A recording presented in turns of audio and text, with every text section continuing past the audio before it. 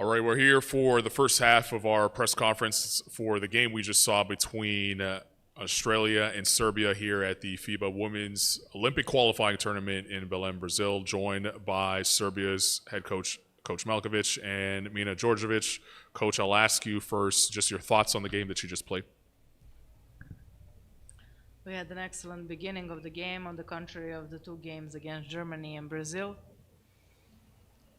And then we had a mostly bad second quarter. We came back after the break, and we were kind of better in some moments of third and fourth quarter. You cannot miss against a team like Australia free throws in key moments of the game, some layups, some important shots again. So we still, remember what I told you yesterday, we need to clean some details, and we did, and it was okay in the beginning of the game, and I'm saying, and in these, in other moments of the game, but simply it's not enough when you play a big favorite, that's Australia, when you play a team with so much experience and so many quality players, either starting five or players coming from the bench. Thank you. Mina, I'll ask you the same thing. Just your thoughts on the game that you just played. Yeah, but I think this game was the type of the game that we decided about our destiny, and the game was in our hands. We could do a lot with this win, but like yesterday, we died on a court for that win, so we still got a chance. First quarter was the game that everyone knows us, like this is our game.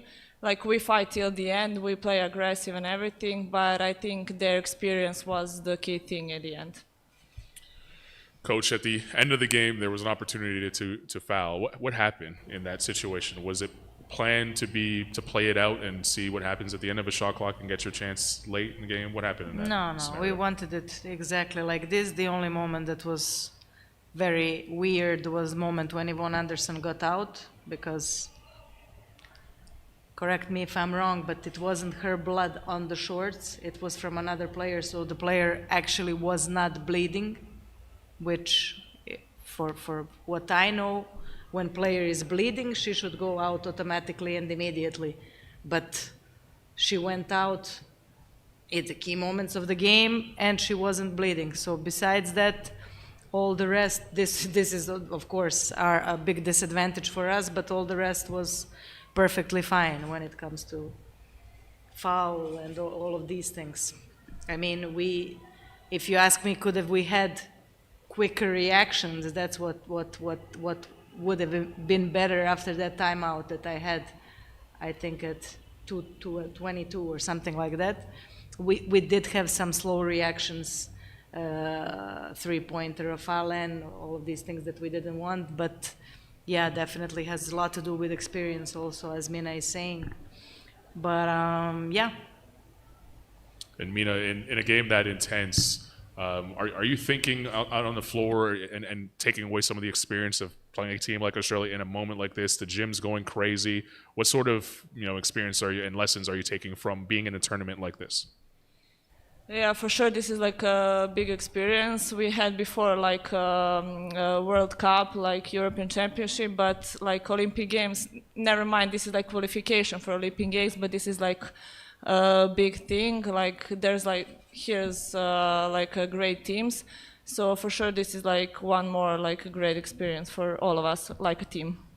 And Coach, finally, the last question for you. There's still a chance for you guys to make the Olympic Games, depending on the results of the game that we have coming up here. Where are you guys going to be watching it as a team? Are you going to stay in the arena, or are you going to take it back to the hotel and watch it there? We will stay in respect for the organization, in respect for FIBA. We will stay whatever, I mean, we're not going to go and watch it on TV. We're going to, as I said, stay in respect to the tournament and to the fans that cheered for Serbia for some reason, I guess. And I know the reason. The reason is that even though we're young, even though I don't want this to be, I don't care, we're not young anymore. I mean, okay, experience, all of this, but this story also has to stop, and we have to do things, okay?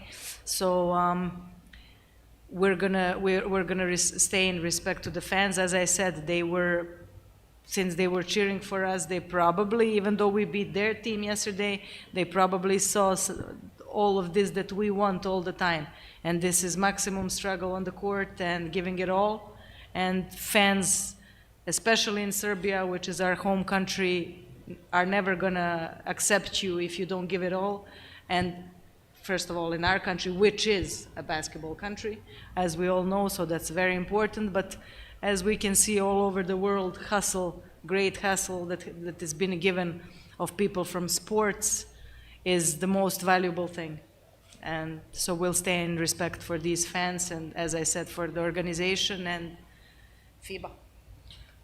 It was a joy watching you here in Belém, Brazil. The effort that you guys put forth on the floor as a fan, we definitely appreciated watching that. So congratulations on the effort and good luck the rest of the way.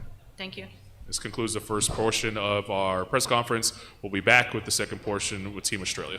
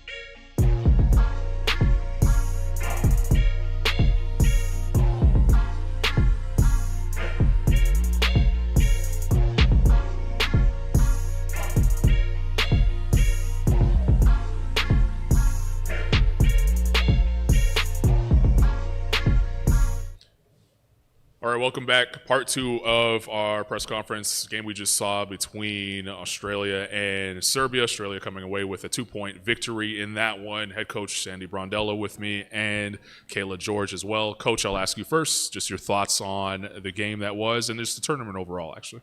Yeah, look, I'm really happy. It's good to play those kind of games. Very intense. We'll down a few key players for us. They had a little niggles here, but we didn't have a great start, but I thought it was, I'm really proud of just our effort and we were intentional and we played well together and, our experienced players certainly helped the composure, but really impressed with our young kids that we threw out there. I mean, the only way they learn is through experience and that's going to help us as we move forward. So very happy with the tournament. We achieved our goal. Our goal was just to get the ticket to Paris. But we still wanted to win every game, and that was also a goal. So to go away, and now we can work on things we need to build on as we lead into the Olympics. Kayla, I'll ask you the same question. Just your thoughts on the game that you just played in, and then your tournament overall.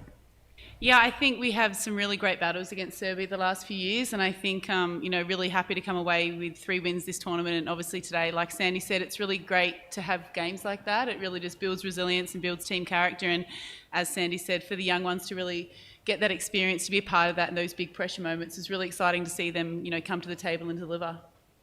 At what point in the game did it really get to the level where you were redlining? Because it felt like the game, the intensity of the crowd kind of raised the level to even higher lengths when you were out on the floor. Yeah, no, I mean, it's always pretty intense when you're playing FIBA basketball. To be honest, for me personally, the whole game sounds like, as much as the crowd gets louder, it's just the same to me. I don't really hear it as much, especially in those really intense moments. And maybe that's my age. Maybe it's just because I'm really mature. But obviously, the moments at the end can get quite intense. And you do feel that a lot. But I feel like, we stay pretty composed. And, those are the times that you really learn what your character is as a team. And like we just said before, both of us, that's where you build resilience. And, good that the young ones could have that experience. Sandy, do you feel like these tournaments you should have more opportunities to play in them, because they come so sort of few and far between, and they're very short. You don't have enough time with the national team, as you know. So we talked about yesterday, and just it's really a short window, and then you don't see them to the summer or the winter in your case. Won't see them for 1 week before the Olympics. Yeah. Most of our players play in the WNBA, and we support that. I mean, that their development there helps us become a better nation, and we've got players that stay home, and we'll prepare very well for them. It is what it is. And, there's no use making excuses. I think the continuity I've been in this role for quite some time, and these players know me and how I want to play, and we're learning and growing together. And, we're very connected. I think we talk about sisterhood, and because we are a very connected group, and that helps in building those relationships off the court, help us in those moments. I wish we had more time together. Of course, I think every coach has that. But when we do come together, we make sure we get exactly what we want. We don't waste a day. We're very, narrow focused. This is all about us trying to win a medal in Paris, knowing we're one of the countries that has the least amount of preparation compared to everybody else. So players are chosen because they're going to help us achieve that, and they're chosen for a reason, and everyone should be valued. And, you want to play for your home country, so hopefully that's inspiring them when we get together. In all 3 games, at some point, defense kind of took over the game and allowed you to kind of get through. This one was no different. When you go back and take a look on a scale of 1 to 10, where do you rank where you're happy with the way you guys play defense here in this tournament? I think it's ahead of our offense, which is a good thing, because defense really is about hard work. It's about talk. It's about executing a scout. We had some breakdowns, but it's also about making adjustments and being able to handle them in a game. And today we did that, and I thought they handled that quite well, and it changed the momentum a little bit. There's still areas we could get better at. We know that. Our one-on-one defense wasn't great. We fouled way too much. But they're little skills we know we can be great at. So I think overall, very happy to come for a 4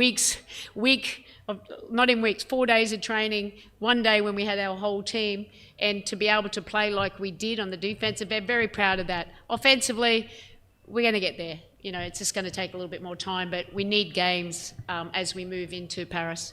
The last question for me, for both of you. You guys are going to get asked this a million times from here till Paris. LJ, just talk about her importance to the program, and potentially, are you guys trying to get her to stay around for one more run? Yeah, look, Lauren Jackson, it's unspoken that she's one of the greats of the game. And to do what she has done these last few years, to come back and play at a high level and wear the green and gold again is amazing. And if that something doesn't inspire you, that should inspire you. That anything is possible. It's her mindset, but she has love for this game. Lauren just has, Lauren needs to do what's best for Lauren, because her legacy is already set. I think she can still play. I think she's in way better shape. She was in at the World Cup. It's what Lauren wants now. So we'll give her the space. There's no pressure from us. We'll support her.